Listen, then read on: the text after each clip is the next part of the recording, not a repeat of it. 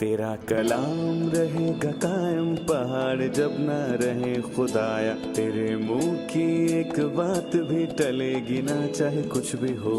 तेरी मान दिए है जिंदा सोने से भी कीमती, मेरा दिल ये दे गवाही है ये किताब अज़ीम। नाज़िल करे अपना कलाम शिकस्ता दिलों को सुकून मिले, तारीकी दूर हो मेरी राहें रोशन कर। दिल अपना कलाम कसरत से ए खुदा बदल दे, रिहाई दे कसरत से फल में नाम। कलाम रहेगा कायम पहाड़ जब न रहे खुदाया, तेरे मुंह की एक बात भी टलेगी ना चाहे कुछ भी हो। अत्लिया बादशाह की नस्ल को कत्ल करना चाहती थी। हमें इसमें क्या नजर आता है? सरदारों और हाकिमों ने युआस को अत्लिया के हाथों बाकी शाही खानदान समेत कत्ल होने से किस तरह बचाया? क्या युआस सल्तनत की जिम्मेदारी लेने के लिए बहुत छोटा नहीं था? एक 7 साल लड़का सल्तनत के मामले कैसे संभाल सकता है?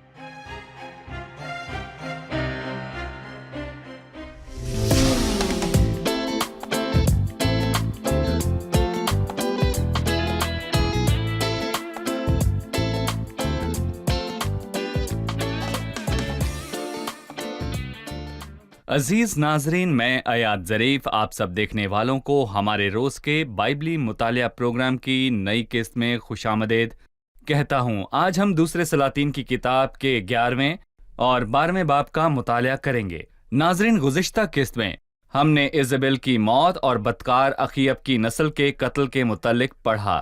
बाइबल मुकद्दस में लिखा है, क्योंकि आदमी जो कुछ बोता है वही काटेगा। और आज हम एक और कातिल सिफ्त किरदार के मुतल्लिक बात करेंगे, अत्लिया, जिसने सारे शाही खानदान को कत्ल करने की कोशिश की, लेकिन इनमें से एक जिंदा बच जाएगा जो युआस है, और युआस यहूदा का बादशाह होगा।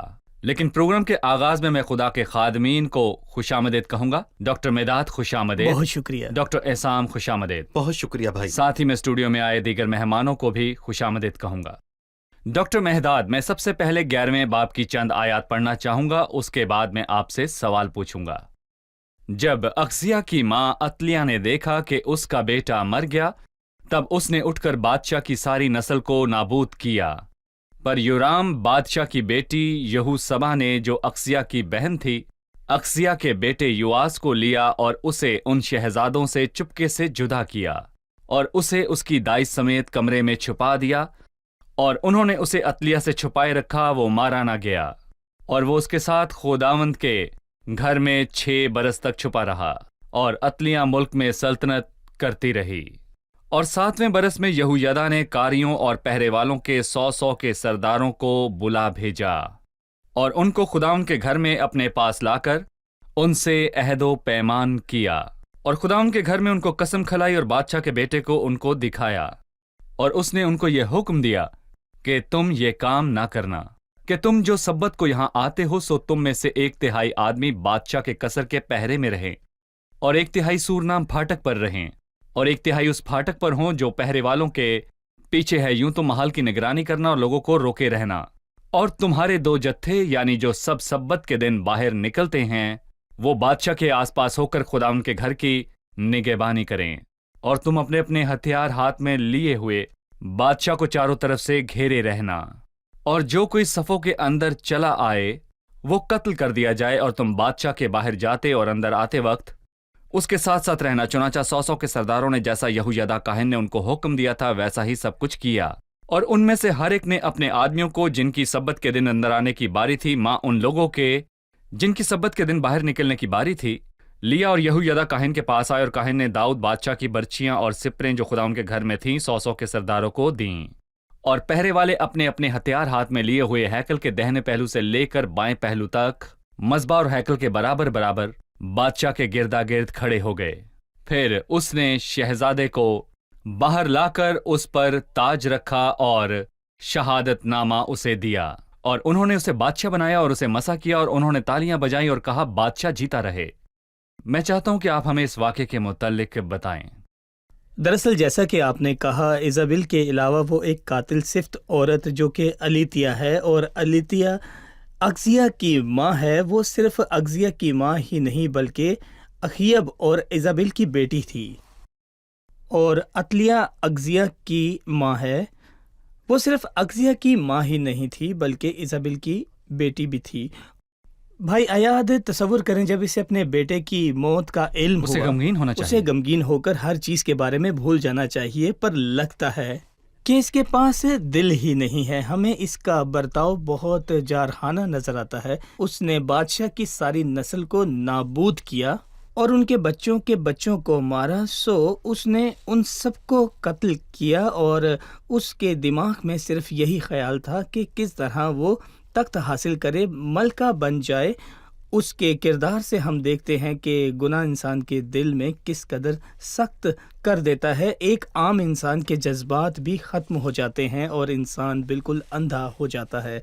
उसके जहन में बस वो वक्त मौजूद होता है जिसमें वो रह रहा है, और वो उसका ध्यान अपनी फ़ानी ख्वाहिशात पर लगा रहता है, क्योंकि उसको सबसे पहले ये एहसास होना चाहिए कि वो अपने बेटे और बाकी बदकार बादशाहों की तरह कैसे? जिन्हें एक ही लम्हे में तबाह हो सकती है। और हमने सीखा कि इब्लीस जानता है कि हम नजात यहूदियों में से है और इन लोगों में से मुमकिना नजात दहिंदा आने वाला है। फिरौन के दिनों में फिरौन ने हुक्म दिया कि 2 साल से कम उम्र के बच्चों को कत्ल कर दिया आप कहना जाए। चाहते हैं कि खुदावंद यीशु मसीह वो निजात दहिंदा है जो यहूदियों में से है, बिल्कुल। वो दाऊद की नस्ल से होगा। वो उस नस्ल से होगा। इब्लीस जानता था कि ये नस्ल खुदावंद की आमद का जरिया है। इब्लीस की कोशिश थी कि उस नस्ल को ख़त्म कर दिया जाए। उसने तारीख में बहुत मरतबा ये कोशिश की। फिरौन ने भी इस कोशिश को साबित किया। उसने इजराइलियों के सब बच्चों को मारने की कोशिश की, लेकिन खुदावंद की कुदरत उस काबिल थी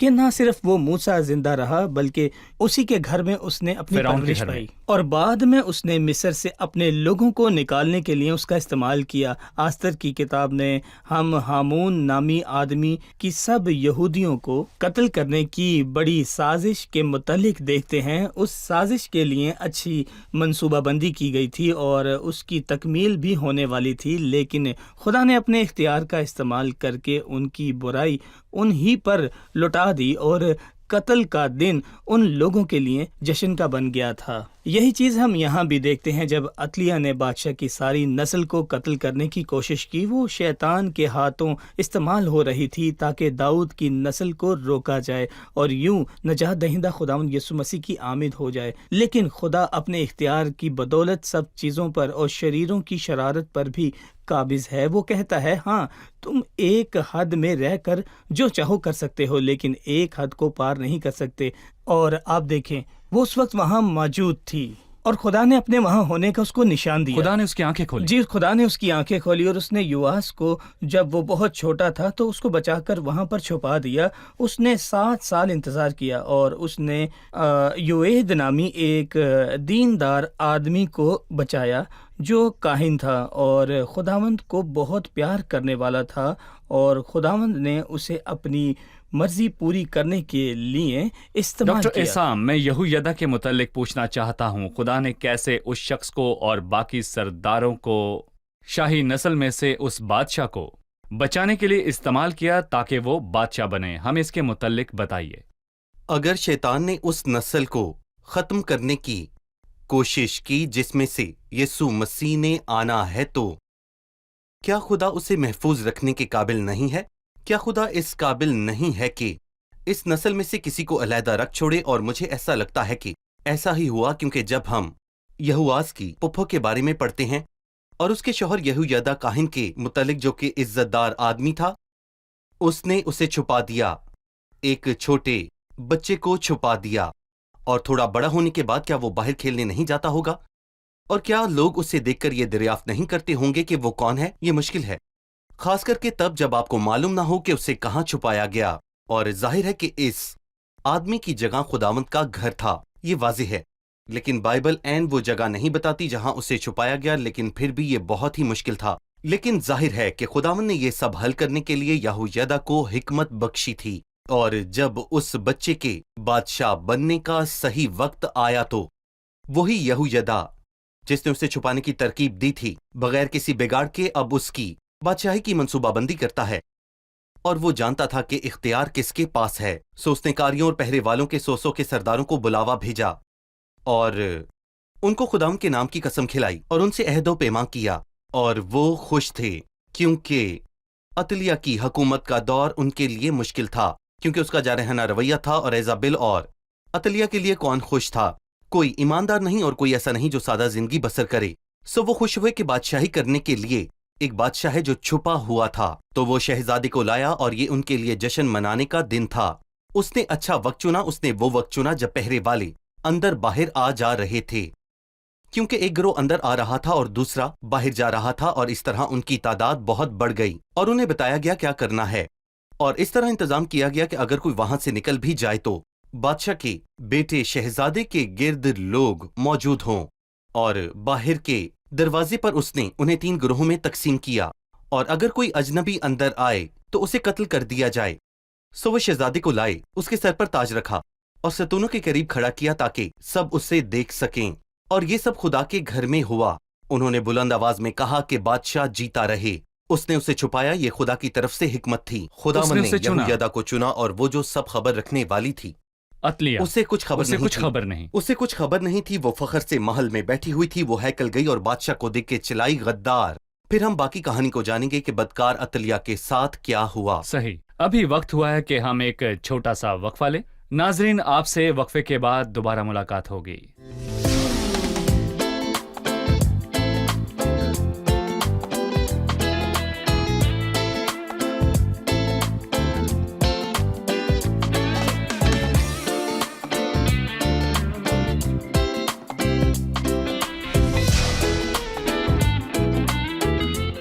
خوش آمدید، آئیے چلتے ہیں مہمانوں کی طرف اور جانتے ہیں ان کا سوال پوچھیے۔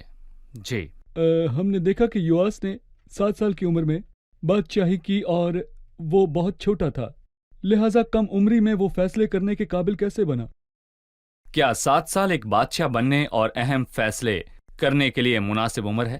یقیناً انسانی منطق کے مطابق ایک بچہ قتل عام سے کیسے بچ سکتا ہے؟ خدا اس کو بادشاہ بننے کے لیے کیسے استعمال کر سکتا ہے؟ وہ سلطنت کیسے کر سکتا ہے جبکہ وہ صرف 7 سال کا ہے؟ لیکن خدا اپنے کاموں میں الہی قدرت استعمال کرتا ہے، جیسا کہ ہم نے ڈاکٹر آسام سے سنا۔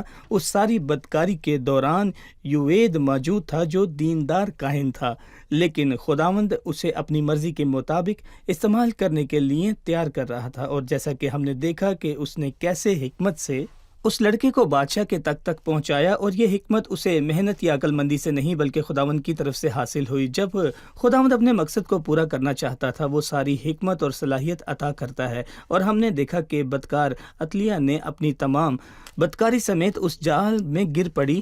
سو خداوند نے یواس کو سلطنت بخشنے کے لیے یوید کو استعمال کیا، لیکن وہ اس کی مدد کر رہا تھا۔ جی، وہ اس کی مدد اور رہنمائی کر رہا تھا۔ جب وہ بڑا بھی ہو گیا تو اس نے سنا اور اس کے حکموں پر عمل کیا، اور اس لیے یوید کی زندگی کے دوران یواس کا دور حکمت اسرائیل کی خوشحال ترین دور میں سے ایک تھا۔ جب یواس بچہ تھا تو خداوند نے صرف اسے بادشاہ نہیں چنا بلکہ اس نے اس کے لیے مشیر بھی چنے، اس کی مدد کے لیے۔ ڈاکٹر احسان، میں چاہتا ہوں کہ آپ عطلیہ کی کہانی کو جاری رکھیں۔ اس کا رد عمل کیا تھا، اور جب اسے یہ لگتا تھا کہ بادشاہ کی ساری نسل ختم ہو گئی ہے تو اسے یواس کے بادشاہ بننے کے بارے میں کیسے پتا چلا؟ جی بالکل، جب وہ محل میں تھی تو اس نے شور سنا اور وہ دیکھنے کے لیے باہر گئی۔ وہاں دعوت نہیں دی گئی تھی، سو وہ ہیکل میں گئی کیونکہ اس نے لوگوں کا شور سنا۔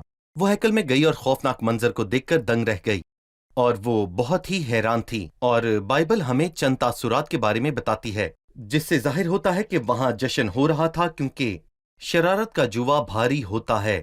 اور لکھا ہے وہ ان لوگوں کے پاس خداوند کی ہیکل میں گئی، اور بادشاہ دستور کے مطابق ستون کے پاس کھڑا ہے، اور اس کے پاس ہی سردار اور نرسنگے ہیں، اور مملکت کے سب لوگ خوش ہیں اور نرسنگے پھونک رہے ہیں۔ تو معاملہ یہ ہے کہ یہویدا نے کوئی سیاست نہیں کی، کیونکہ سب لوگ وہاں موجود تھے اور اس بادشاہ سے خوش تھے اور اس شریر عورت کو رد کر رہے تھے۔ تب وہ چلائے کہ یہویدا غدار ہے، اور یہویدا نے انہیں اسے باہر لے جانے کا حکم دیا کہ وہ خداوند کے گھر میں قتل نہ کی جائے، سو وہ جانتے تھے اور وہ اسے باہر لے گئے اور قتل کیا۔ اور پھر در حقیقت یہ سب چیزیں خوبصورتی سے منظم تھیں، اور ان سب سالوں میں خداوند سے دور رہ کر کیسے وہ لوگ خداوند کے پاس لوٹے۔ اور ابتدا میں اس سب کی شروعات یہویدا نے کی، اور پھر یہویدا کی موجودگی میں یہواس نے اس کام کو جاری رکھا۔ اور پھر یہاں بائبل بتاتی ہے کہ پہلے انہوں نے عہد باندھا، اور بادشاہ اور لوگوں کے درمیان اس عہد کا خاص مقصد تھا۔ انہوں نے عہد کیوں باندھا؟ لکھا ہے، اور یہویدا نے خداوند اور بادشاہ اور لوگوں کے درمیان ایک عہد باندھا تاکہ وہ خداوند کے لوگ ہوں۔ یہاں کچھ خوبصورت ہے۔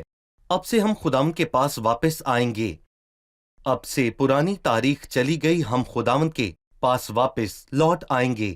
اور پھر انہوں نے علمی اقدام شروع کیے، اور یہ نہیں لکھا کہ یہویدا نے یا یہواس نے یہ کیا، یہ نہیں لکھا۔ اور مملکت کے سب لوگ بال کے مندر میں گئے اور لوگ اس میں شامل ہوئے، اور آپ دیکھیں کہ یہ کس قدر خوبصورت بیداری ہے۔ اور لوگوں نے بال کے مندر ڈھانے میں شرکت کی، انہوں نے اس کے مذبوں مورتوں کو بالکل چکناچور کیا اور بال کے پجاری کو مذبوں کے سامنے قتل کیا۔ اور پھر انہوں نے ہیکل کی دیکھ بھال کی، ہیکل کی دیکھ بھال، اور پھر چاہے وہ یہویدا کی وجہ سے ہو یا پھر اس بادشاہ کے سبب سے خداوند نے انہیں قائم رکھا۔ اسے بچپن سے ہی خداوند کے گھر کی پرواہ تھی، اس سے ہیکل کی اور ہیکل میں لائی گئی چاندی کی بھی پرواہ تھی کہ ہیکل کی مرمت کیسے کی جائے۔ ڈاکٹر مہداد، ڈاکٹر احسام نے حوالہ دیا کہ یواس نے ہیکل کی مرمت کا کام شروع کیا۔ کیا آپ اس کے متعلق ہمیں کچھ بتانا چاہیں گے؟ یواس کے ایام میں چیزیں کیسی تھیں اور ہیکل کی دیکھ بھال کرتے کرتے ایک روحانی بیداری کیسے آئی؟ ہم جانتے ہیں کہ اسرائیل کا بادشاہ اور اسرائیل کی سلطنت جو کہ شمالی سلطنت تھی اس کے 19ویں بادشاہ تھے، اور یہودا کی سلطنت کے 20۔ اور بلا شبہ اسرائیل کے تمام بادشاہ شریر اور بدکار تھے۔ جی بدکار تھے۔ ان 20 بادشاہوں میں سے 10 یہودا بادشاہ کے یہودا کے تھے۔ جی یہودا کے 10 بادشاہ اچھے تھے، اور 5 بادشاہوں کی حکومت کے دوران اصل بیداری آئی، ان میں سے ایک یواس ہے۔ در حقیقت دیندار یویت کے سبب سے یواس خداوند کے کلام اور اس کی ہیکل میں پھر سے جانے لگا اور ہیکل کا خیال رکھا۔ اور بھائی عیاد، کسی علاقے یا انسان کی زندگی میں تب تک انقلاب نہیں آتا جب تک وہ خداوند اور اس کے کلام اور اس کی ہیکل کی طرف نہ لوٹے۔ اس لیے یہ ایک شاندار بیداری کا آغاز ہے، اس کا لوگوں پر بہت بڑا اثر ہوتا ہے۔ اس لیے انہوں نے خداوند کے گھر کا خیال رکھا۔ بالکل، خداوند کا گھر ان چیزوں میں سے ہے جس کی فکر خدا کو ہے۔ خدا کے کلام کے وسیلہ سے خداوند کے پاس واپس آئیں اور اس کے احکام کے مطابق زندگی بسر کریں، پھر چاہے گروہ میں ہوں یا انفرادی زندگی میں انقلاب آ جائے گا۔ ہم ایک وقفے کے بعد اپنے مطالعے کو جاری رکھیں گے۔ ناظرین، ہم وقفے کے بعد دوبارہ حاضر ہوں گے، ہمارے ساتھ رہیے۔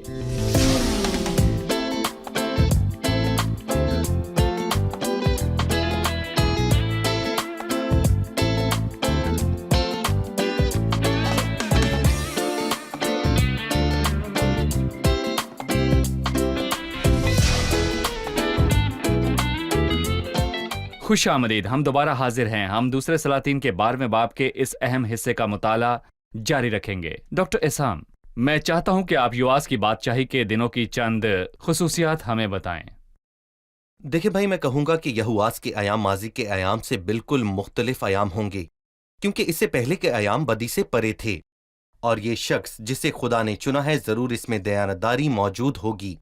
اور یہ حقیقت ہے کہ یہواس کے ایام میں روحانی دلچسپی موجود تھی، لیکن یہودا کے سب دیانتدار بادشاہوں کے لیے یہ کہا گیا ہے کہ یہواس اس نے وہی کام کیا جو خداوند کی نگاہ میں ٹھیک تھا۔ اور یہواس کے متعلق کہی گئی پہلی چیز تھی کہ اس نے وہ کام کیا جو خدا کی نظر میں ٹھیک تھا، لیکن کچھ بادشاہوں کے لیے کچھ اور بھی کہا گیا جس کا ذکر یہاں نہیں کیا گیا۔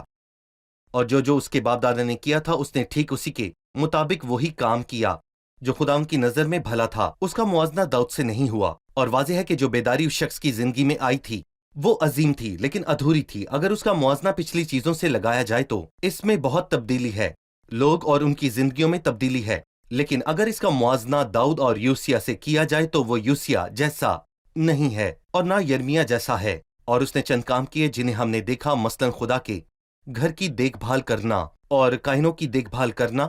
لیکن یہ واضح ہے کہ عطلیہ کے دور میں بال کے کاہن غالب تھے اور اس صورتحال میں خداوند کے کاہن نظر انداز ہوئے اور وہ غریب ہو گئے۔ سو خداوند کے نزدیک آنے کے لیے جو ایک کام اس نے کیا وہ یہ ہے کہ اس نے خداوند کے کاہنوں کی دیکھ بھال کی، اور اس نے دل سے ہیکل کی مرمت کی، اور اس نے ایمانداری سے اس چاندی کا حساب رکھا کہ وہ ہیکل میں کہاں خرچ ہوئی۔ سو یہ واضح ہے کہ اس نے ایمانداری کا اور کاہنوں کی ایمانداری کا خیال رکھا۔ یہ عظیم چیزوں میں سے ایک تھا، پر میں کہوں گا کہ کچھ چیزیں تھیں جنہیں میں عظیم نہیں کہہ سکتا کیونکہ وہ منفی تھیں۔ لکھا ہے، اور یواس اس تمام عرصہ میں جب تک یہویدا کاہن اس کی تعلیم اور تربیت کرتا رہا، وہی کام جو خداوند کی نظر میں ٹھیک تھا۔ وہ یہویدا سے جڑا ہوا تھا۔ جی بالکل صحیح، اور اسی لیے ہم پڑھتے ہیں کہ اس بات کو ادھوری بیداری میں دہرایا گیا، تو بھی اونچے مقاموں کو ڈھایا نہ گیا، اور لوگ ہنوز اونچے مقاموں پر قربانی کرتے اور بخور جلاتے، اور دوسرا اس نے ہیکل کی مرمت کی تھی۔ لیکن ہیکل کے اندر کی مرمت اس نے نہیں کی، اس نے راجوں، سنتراشوں کون سی چیز اور معماروں کے بارے میں بات کرنے کے بعد وہ 13ویں آیت میں کہتا ہے، لیکن جو نقدی خداوند کی ہیکل میں لائی جاتی تھی اس سے خداوند کی ہیکل کے ہم لیے ابھی چاندی 12ویں کے باب پر پیالے ہیں۔ یا گلگیر یا دیچکے یا نرسنگے یعنی سونے کے برتن یا چاندی کے برتن نہ بنیں گے۔ اور یہ بخور جلانے کے لیے اہم تھا، اور اس کا تعلق بخور سے ہے۔ قربانی چڑھائی جاتی تھی، پر اس کا بخور کہاں جلایا جاتا تھا؟ گلگیر اور دیچکے نہیں بنے، اور گلگیر اور دیچکوں کا کام دراصل ہیکل کی روشنی کو ٹھیک رکھنا تھا۔ ڈاکٹر احسان، میں چاہتا ہوں کہ ناظرین کو اچھی طرح سمجھ آ جائے، اس لیے آپ بتائیں کہ بخور جلانے اور قربانی چڑھانے کا آپس میں کیا تعلق ہے، یہ جاننے کے لیے اس قربانی میں کیا کمی تھی، احبار کی کتاب میں یا بائبل کی کسی بھی کتاب میں؟ دیکھیں، قربانی کا اصل مطلب کیا ہے کہ خداوند کے حضور خوشبو پہنچے، اور یہ پرانے عہد نامے کا یہ دستور پرانے تھا جو عہد مسیح نامے کی کا قربانی کی دستور علامت تھا، ہے۔ جو مسیح کی قربانی یا مسیح کی زندگی میں یا اس کی قربانی پر اس کی خوشبو کی علامت ہے۔ صحیح۔ یہ خوشبو خدا کے دل کو تازہ کرتی ہے، اور یہ خوشبو بخور سے اٹھتی ہے، تو کفارے کے دن میں کہوں گا کہ ایک خاص بخوردان کا استعمال ہوتا تھا، اور کسی کو بھی خون یا بخور کے بغیر اندر آنے کی اجازت نہیں تھی۔ سو یہاں بخور کے بغیر قربانی چڑھائی جا رہی ہے۔ بخور کے بغیر۔ صحیح۔ دوسرا، خیمہ اجتماع کے اندر روشنی کے لیے گلگیر اور دیچ کے استعمال کیے جاتے تھے، اور یہ اس بات کی گواہی تھی کہ وہ صاف ہے، اور اس سے نکلی ہر چیز گلگیر اور دیچکے سے صاف ہوئی ہے جو یہاں نہیں رکھے ہوئے، تو یہ صاف ہے کہ یہ گواہی وقت کے ساتھ زائل ہو جائے گی، یہاں تک کہ نرسنگے بھی نہیں ہیں۔ اور ظاہر ہے بیداری تو آئی، لیکن اس کا اثر وقت کے ساتھ زائل ہو گیا۔ کیونکہ پہلے وہ یہویدا کاہن سے جڑی تھی، اور یہ ظاہر ہے کہ جو کسی کے سہارے چلے وہ زیادہ دیر تک نہیں چل سکتا، اور اس الہی کام کے جاری رکھنے کو یقینی بنانے کے لیے خداوند سے براہ راست جڑے رہنا بہت ہی لازمی ہے۔ صحیح۔ اب مہمانوں کی طرف چلیں گے اور جانیں گے کہ ان کا سوال کیا ہے۔ 12ویں باب کی 3 آیت میں لکھا ہے کہ تو بھی اونچے مقام ڈھائے نہ گئے، اور لوگ ہنوز اونچے مقاموں پر قربانی کرتے اور بخور جلاتے تھے۔ اگر وہاں روحانی انقلاب برپا ہوا تھا تو اونچے مقام اب تک وہاں کیوں کر قائم تھے؟ ہم کیسے کہہ سکتے ہیں کہ یواس کا دور روحانی بیداری اور انقلاب کا دور تھا جبکہ اونچے مقام اب بھی قائم تھے؟ جیسا کہ ہم نے بھائی اسام سے سنا، پہلے کے مقابلہ میں وہ بیداری کا دور تھا، یہ بہت بڑی بات تھی، لیکن اس کے ساتھ ساتھ یہ مکمل انقلاب نہیں تھا۔ خداوند فرماتا ہے انسان کو خداوند کے پاس لوٹنے کے لیے شریر اپنی راہ کو ترک کرے اور بدکار اپنے خیالوں کو، اور وہ خداوند کی طرف پھرے اور وہ اس پر رحم کرے گا، اور ہمارے خدا کی طرف، کیونکہ وہ کثرت سے معاف کرے گا۔ انسان کو پورے دل سے خداوند کے پاس لوٹنے کے لیے اپنی زندگی سے تمام بری چیزوں کو ترک کرنا ہوگا۔ یہ بادشاہ واپس آیا اور ایک انقلاب برپا ہوا، اور یہ لوگوں کے لیے برکت کا باعث تھا، لیکن جیسا کہ ہم نے سنا کہ اس نے کچھ چیزوں کو درست کیے بغیر چھوڑ دیا۔ غزل و غزلات میں سلیمان کہتا ہے ہمارے لیے لومڑیوں کو پکڑو، ان بچوں کو جو پاکستان خراب کرتے ہیں۔ اگر انسان کسی چیز کو معمولی سمجھے جو اس کے خیال میں غور کرنے کے لائق نہیں، اگر وہ یوں کرے جیسا کہ ہم خداوند کے گھر میں دیکھا کہ خداوند کی عبادت میں ہم چیزوں پر نظر انداز ہوتے ہیں تو چیزیں پھر سے بگڑ جائیں گی، اور ہم نے دیکھا کہ جب وہ خداوند کو بھول گیا اور اس پر حملہ ہوا تو اس نے رشوت پر انحصار کیا۔ اور دیکھیں موت کے بعد چیزیں بگڑ گئیں، اس لیے خداوند کے ساتھ اپنے رشتے میں معمولی گناہوں سے ہمیشہ آگاہ رہیں۔ جی صحیح، میں آپ کا شکریہ ادا کرتا ہوں۔ وقت ہے کہ ہم مہمانوں سے جانیں انہوں نے کیا سیکھا۔ ہم یہ جانتے ہیں کہ یواس بے شک چھوٹا تھا، اس نے 7 سال کی عمر میں بادشاہی کی، لہٰذا وہ سلطنت کا دھیان کیسے رکھ رہا تھا؟ یقیناً اس عمر میں ایک لڑکے کے لیے فیصلہ لینا مشکل ہے، لیکن وہ خداوند جس نے یواس کو مسح کیا اسی نے اس کی مدد کے لیے اس کو مشیر بھی فراہم کیے۔ اس وقت یواس کی زندگی میں سب سے اہم یہودا کاہن تھا، اور بے شک وہ سب کرتا تھا جو یہودا اسے کہتا تھا۔ صحیح، خدا آپ کو برکت دے۔ آپ سب کا بہت شکریہ، خدا کے خادمین کا بھی شکریہ۔ آپ کی موجودگی ہمارے لیے باعث برکت ہے۔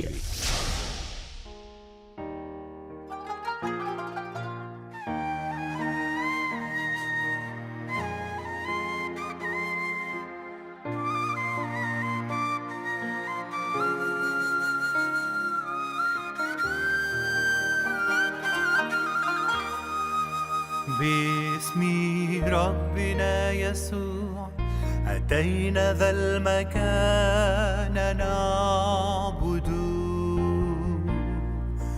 باسم ربنا يسوع أتينا ذا المكان نعبد، باسم ربنا يسوع أتينا ذا المكان نعبد يسوع، نعبد ربنا يسوع.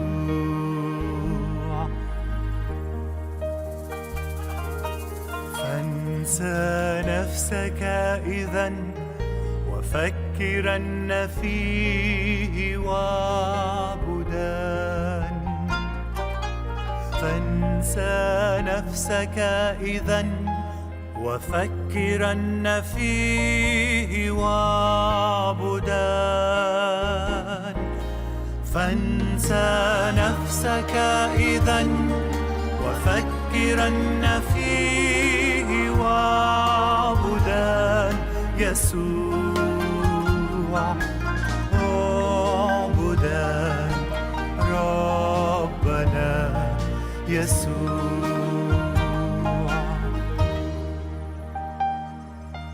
هو بر كله وفيه قد غدوت كاملا،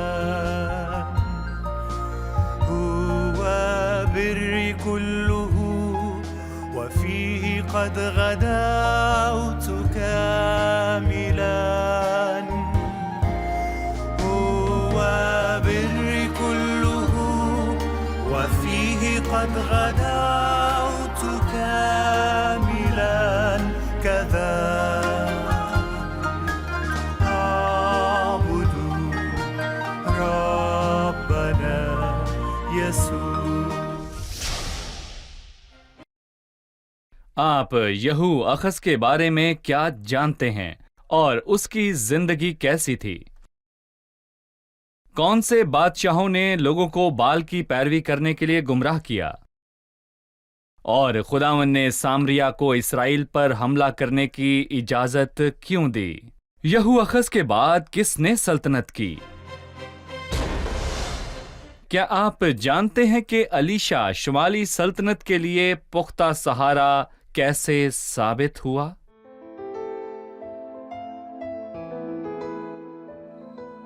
تیرا کلام رہے گا قائم پہاڑ جب نہ رہے خدایا، تیرے منہ کی ایک بات بھی ٹلے گی نہ چاہے کچھ بھی ہو، تیری مان دیے ہے زندہ سونے سے بھی قیمتی، میرا دل یہ دے گواہی ہے یہ کتاب عظیم، نازل کرے اپنا کلام شکستہ دلوں کو سکون ملے، تاریکی دور ہو میری راہیں روشن کر، دل اپنا کلام کثرت سے اے خدا بدل دے، رہائی دے کثرت سے پھل میں لاؤ، کلام رہے گا قائم پہاڑ جب نہ رہے خدایا، تیرے منہ کی ایک بات بھی ٹلے گی نہ چاہے کچھ بھی ہو،